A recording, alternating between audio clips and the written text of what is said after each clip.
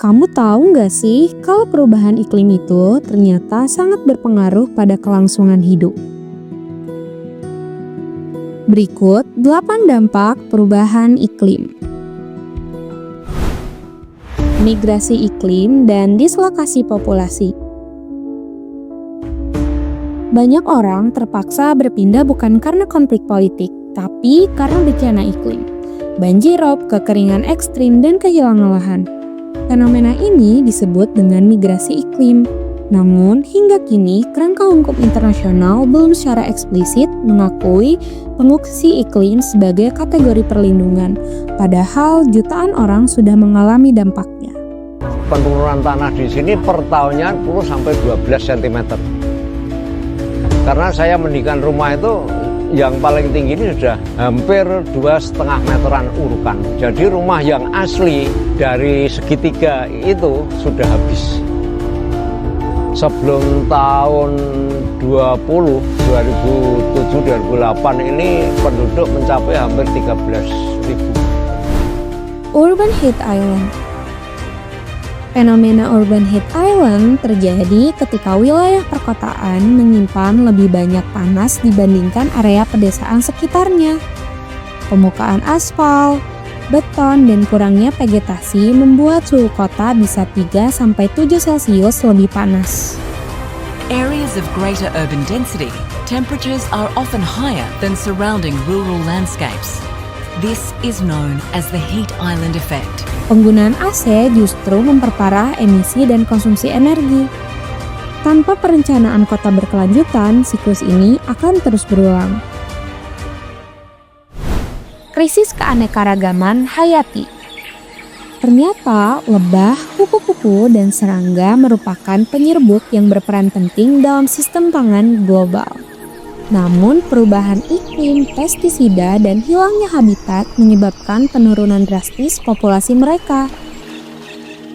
Tanpa penyerbuk, 75% tanaman pangan dunia terancam gagal. Fenomena ini disebut dengan silent spring. Musim semi angin, tanpa suara serangga, tanpa kehidupan. Limbah makanan dan rumah kaca. Menurut FAO, sepertiga makanan yang diproduksi di dunia dibuang sia-sia. Saat makanan organik membusuk di tempat sampah, ia menghasilkan gas metana. Gas rumah kaca yang 25 kali lebih kuat dari karbon dioksida. Di Indonesia, sampah sisa makanan mampu menghasilkan emisi gas rumah kaca atau GRK sebesar 1.702,9 megaton atau sekitar 7,29 rata-rata emisi GRK Indonesia per tahun. Ternyata mengurangi limbah makanan bukan hanya soal moral semata, tapi juga strategi efektif untuk mitigasi perubahan iklim. Perubahan iklim dan perluasan penyakit tropis. Kita mungkin mengira demam berdarah hanya ancaman di daerah tropis, tapi kini nyamuk Aedes aegypti mulai bermigrasi.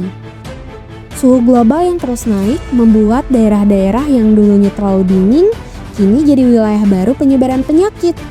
WHO bahkan memperingatkan perubahan iklim tak hanya merusak lingkungan, tapi juga membuka jalan bagi penyebaran penyakit tropis ke wilayah yang sebelumnya aman.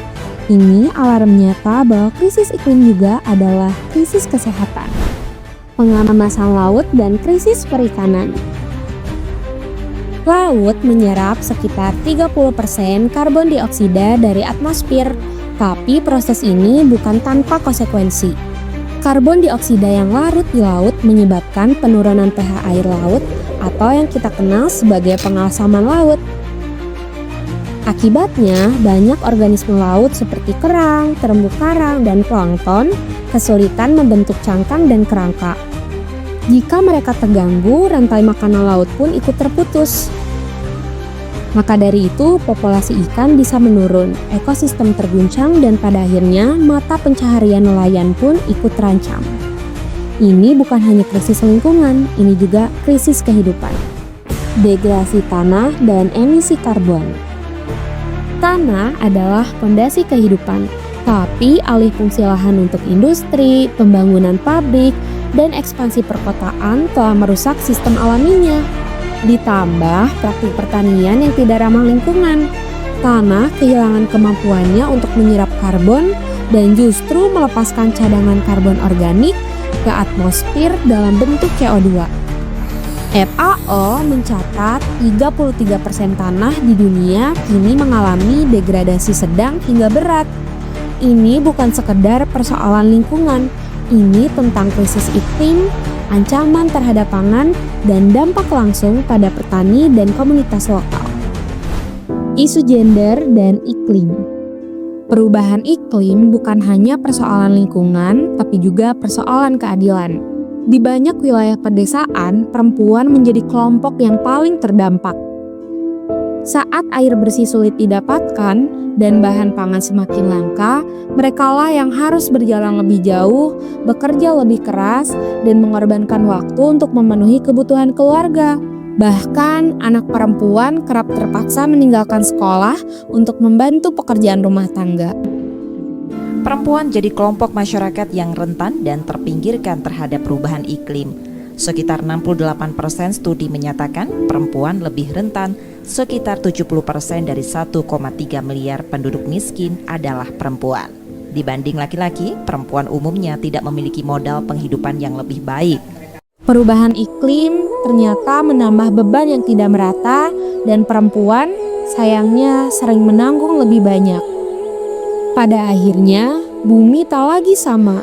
Tanah mengering, laut memanas, penyakit menyebar, dan mereka yang paling rentan justru paling terdampak. Ini bukan sekedar peringatan, ini adalah kenyataan yang terus berjalan. Kita bisa memilih diam atau mulai bergerak. Karena kalau bukan sekarang, kapan? Dan kalau bukan kita, siapa?